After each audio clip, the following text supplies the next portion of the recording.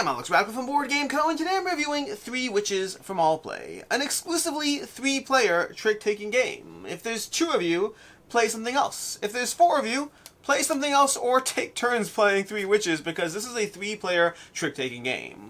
Before we dive more into it, this channel is currently sponsored by Allplay, more about them at the end of the video, and in case you noticed that, this game is from Allplay, which means there is definitely completely bias at play. I will obviously do my best to power past that and to be mindful of it and give you my thoughts and opinions as fairly as I can, but if you don't think I can do that, or if this doesn't have value for you, check out a variety of other content creators who have covered this game. With that said, in 3 Witches, the general idea is you're going to start by dealing out the cards. Let's go ahead and deal out 6 over here. I'm just counting to 6. I can't believe I just flipped them like that, but it doesn't matter in this case. Normally I would deal them, but it's just faster. So, you can deal hands of 6 to each players, and then the players are going to take a look, and starting with whoever has the elixir, which, whoa, look at that, the first hand I drew has the elixir, then starting from the player to their left, meaning this player over here gets to make a bid, or determination as to how many things they think they can win, how many tricks they can win, because this game is pretty straightforward.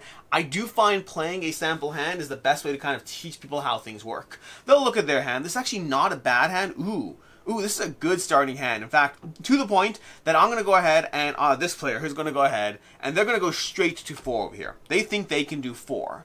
If you bid 4, you immediately are the lead witch.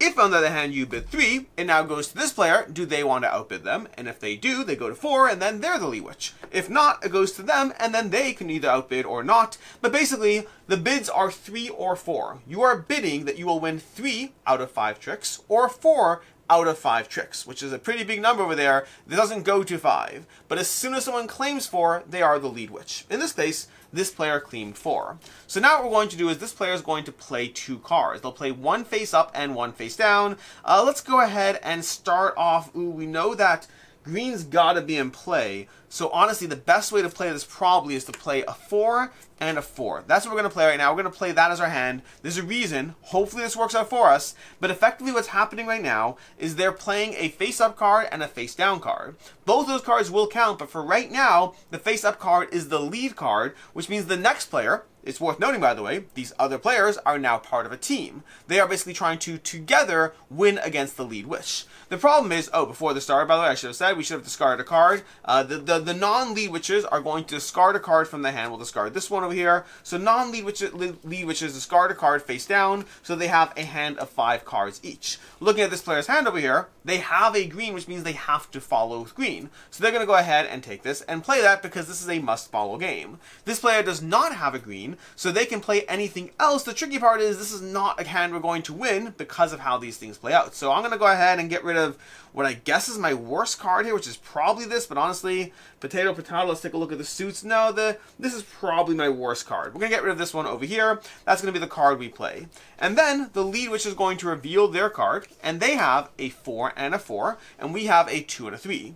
This is where the scoring comes into play, because the highest number wins. The lead trick just matters for forcing players to play a certain suit, but the highest number wins. But the way it works is if you have the same suit or the same number, you add them together.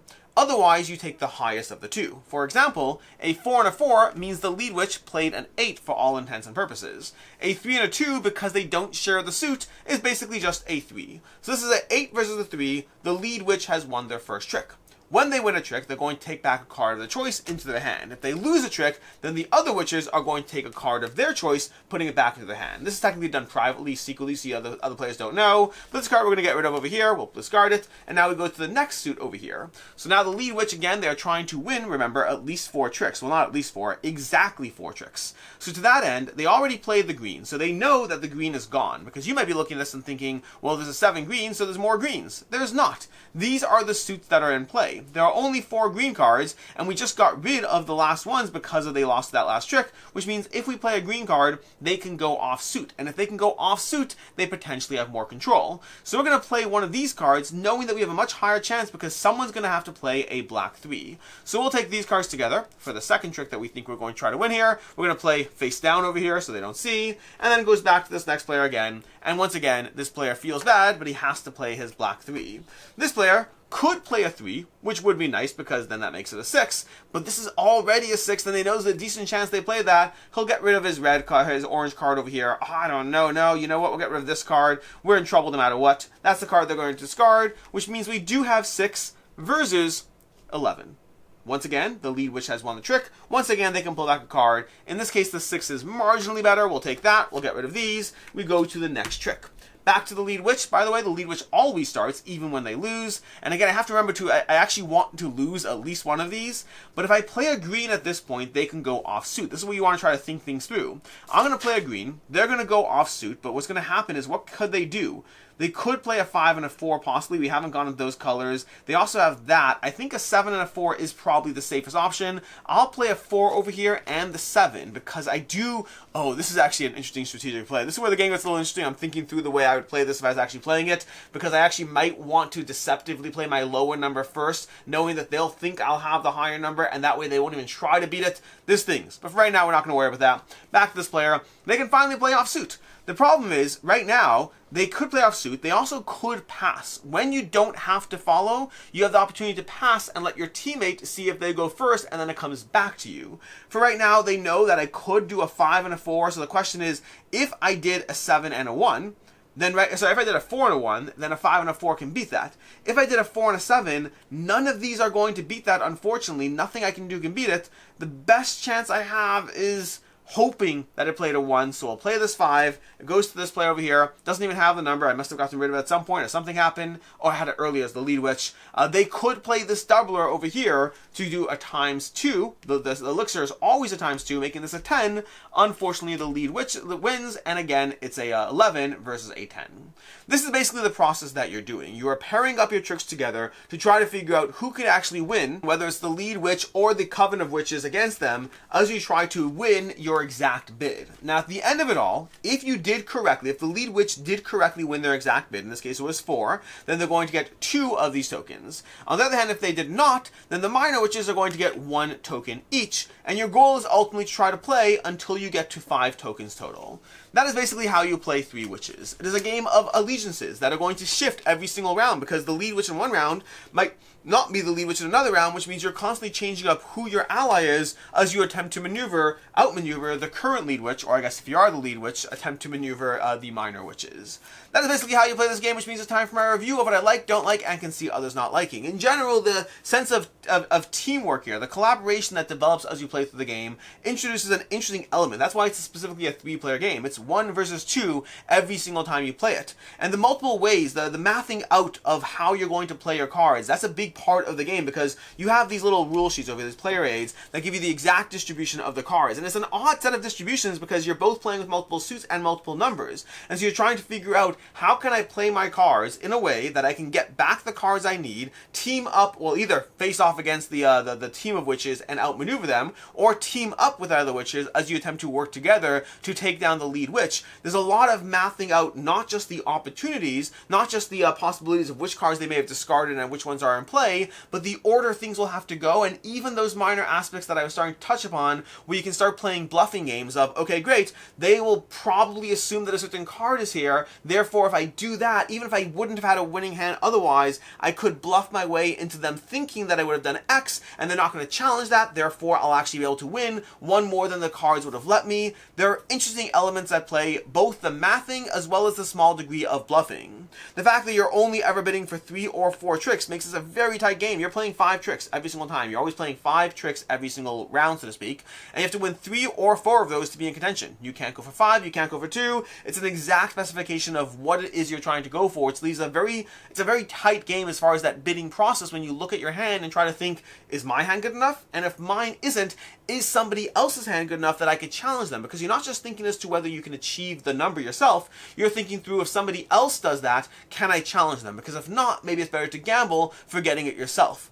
The lead witch leading every single time adds an interesting element of control that you don't usually see, because usually I'm used to thinking through, well, I'll play tricks, but if I lose control, I straight up lose control. The lead witch still loses some control. That's more manifested through the way that the Coven can kind of hand back the card of their choice, but you still have the agency of going first, which means you can come back from a single bad play, although you have to really math it out really well to be able to make that happen. And so seeing the cards go back to your hand as you attempt to incorporate it all into a rapid sequence of winning multiple tricks against the Coven of Witches, it is very tactically satisfying to play out how it can go and then manifest it as you play.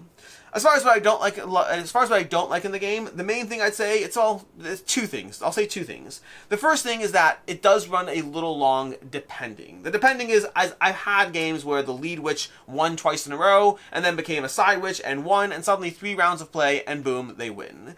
You could have it run a little longer. I mean, you could have it go as much as, I haven't mathed out exactly how long it could go in theory, but 2 tokens are always being handed out. But especially if the side witches are winning every single time, that's 5 full rounds for them to win. That can feel a little long. So it's tricky because since you could get 2 in a round, the game can end abruptly. I'd say, honestly, even the difference between moving it down to 4 tokens, I understand why they went with 5. It sometimes, depending on how it plays out, it feels like it runs a little longer than the game session would ideally be.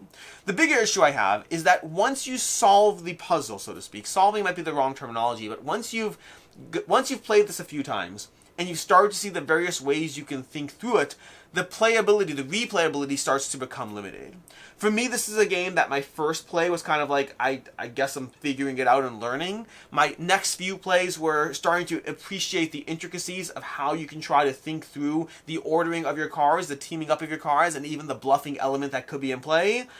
And then after that, it's still fun, but the charm of figuring out the puzzle was kind of lost, and it's just, I mean, there's only a handful of cards in this game, and you get to a point where you've kind of figured out how the number game works, and for the most part, that bluffing element aside, you've kind of mathed it out as soon as you've dealt your cards. Again, not perfectly. Things can go wrong, players can make mistakes, you do not have perfect information in this game, I don't want to pretend that you do. But the feeling that it's a pre-done game, I've started to feel that more and more as I've played this game. As far as I can see, others not liking, I mean, mind reading. You are with a teammate in this game. Sometimes you're not on the same wavelength. Sometimes they mess up or trying to figure out how to beat the lead witch. Because the lead witch, it's just up to you. You don't have to rely on anyone else. You either win or lose in your own merit. But playing as a team, you have to have a teammate who is on the same wavelength as far as how to play things. As far as final thoughts of Three Witches, overall, I enjoyed this game with an arc to how this game played out for me. For me, I'm going to give this game a 3.5 out of 5. Although I'd say my middle plays of it were definitely a solid 4 to 5 because, again, the first game was kind of just a learning game as I started to figure out and appreciate it over multiple rounds. As I dove into it more, it started to really grow on me. It was I felt really clever, specifically as a lead witch. I have a bias towards playing as a lead witch. I will try to go for that, even if I'm not quite sure I can make it, because I really enjoy kind of that sense of complete control over how things are going to go, as opposed to reacting, which could be another thing you don't like. I have a preference for the roles, but both are fun. Both are fun. But subsequent plays definitely had that aspect where I felt really clever, regardless of which side I was playing, as I kind of learnt the ins and outs of how things paired up, and even that bluffing element. But then, like I said already, as I played it more, it definitely shifted down for me. Once the sense of exploration wore out, it still is a good game, but it's a small enough set of cards that it feels a little too tight and a little too predictable as far as how it's going to play out every single time. So it was kind of started as learning, jumping to a 4 to 5, and then the more I played it, going a little down to a 3.5 out of 5. As far as other game recommendations, definitely check out The Crew if you appreciate trick-taking with a team, but this time with a full team. And check out Inside Job if you do like the element of like team but not team. Inside Job is kind of a trick-taking game in which you are working as a team, except one of you isn't.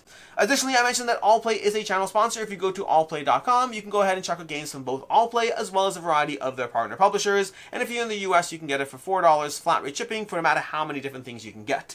I'm going to recommend Allplay again on this one. Check out Ghosts of Christmas, one of my favorite trick-taking games from Allplay. Delightfully good time, a lot of sequencing, and very satisfying. In any case, and until next time, I'm Alex Radical from Board Game Co. I hope you found this review helpful, and as always, I hope you have a good one.